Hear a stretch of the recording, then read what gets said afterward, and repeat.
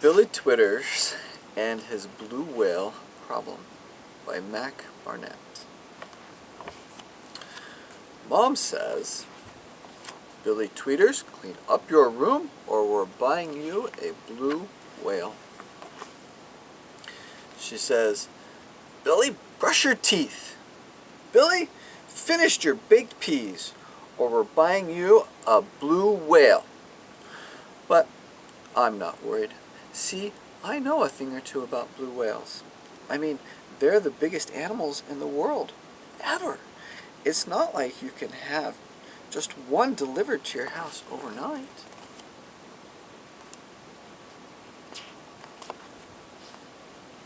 The next morning, I feel like something's watching me. When I head out for school, I see it. Mom, why is there a big blue whale blocking our front door? That's not just any blue whale, Billy. That's your blue whale. And it's your responsibility to take him wherever you go. Now, hurry up and get moving. There's absolutely no way she's getting me to take that whale to school.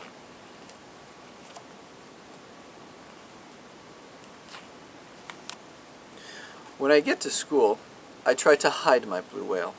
But my teacher, Mr. Wimbley, notices him. Oh my, he says, bless my barnacles. A Balaeinopetra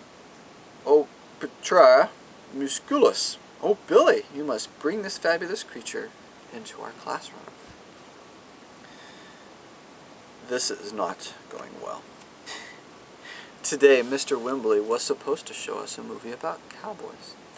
Instead, he lectures about blue whales. Now listen up, kiddos. Did you know that instead of teeth, blue whales have baleen? It's like a giant comb that traps food inside their mouths, and it's made out of the same stuff as our fingernails. Gross, someone says. What about the cowboy movie, says someone else. This is your fault, Billy Twitters. Alex Winters Pierce, whose hair smells like tangerine, hands out party invitations right before recess. Hey Billy, she says, I'm having a pool party on Saturday.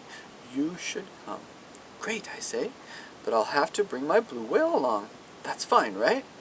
Your whale can't fit in my pool. Sorry, Billy, you're uninvited. Recess. Frank Gunner taps him on the shoulder with a meaty finger. Frank always smells like corn chips, even when he hasn't been eating them. Hey, Twitter, says Frank, that blue whale's the stupidest pet I've ever seen. Why didn't you get a cool animal like a dinosaur or something? Everyone on the playground laughs. This blue whale is bigger than a dinosaur, Frank. It can be underwater for an hour without taking a breath. I don't think anything living alive millions of years ago could do that. Frank looks stumped. But then, Tibbly Peel, the class know-it-all, speaks up. Actually, Billy, scientists believes that the plesiosaur could dive for 2 hours without surfacing for air. And then, of course, there was the Carcharodon megalodonon, a giant prehistoric shark that pretty much spent its entire life underwater. Yeah, says Frank, you forgot about the Carcharodon megalodon, didn't you, Twitters? On most days, Frank Gunner locks Tilly Peel in the girls' bathroom. Today, he picks Billy first for his kickball team. Nobody picks me. Or my whale. After school, the bus breaks down. I'm trying to sneak my whale past everybody when Mr. Whitebread, the bus driver, sees me. Hey, Billy, he says, could you give these kids a ride home on your whale?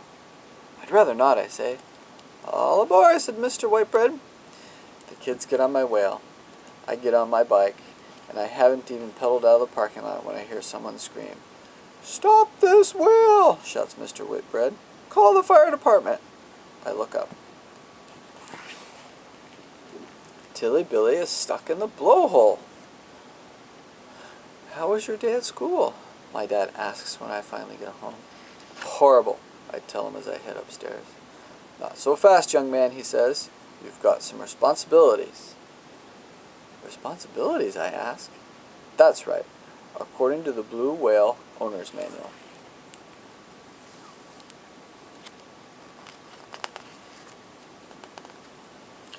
You've got to wash your whale, wax your whale, and check your whale for barnacles. Wrestle your whale, race your whale, take your whale to the park. It's almost dark when I finish, just as I'm crawling into bed. Mom says, Billy, you've got a whale to feed. It turns out blue whales don't eat baked peas. I tried those.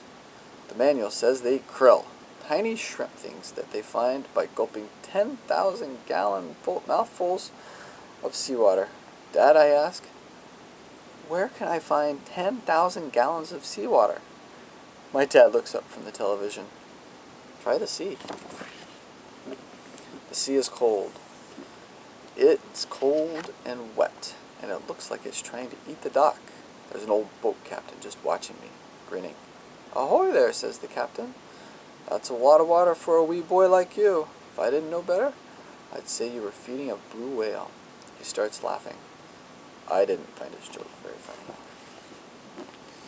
And so here I am.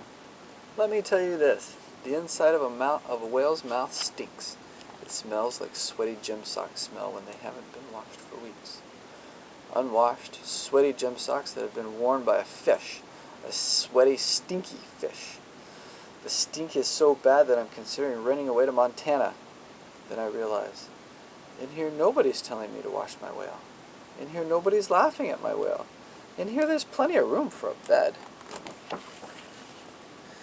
Sometimes the only way to escape from the problems caused by your blue whale is to spend some time inside your blue whale. As long as I brush and floss his baleen a few times a day, it's a pretty pleasant place to be. So I move in. And best of all, a room this big never looks messy.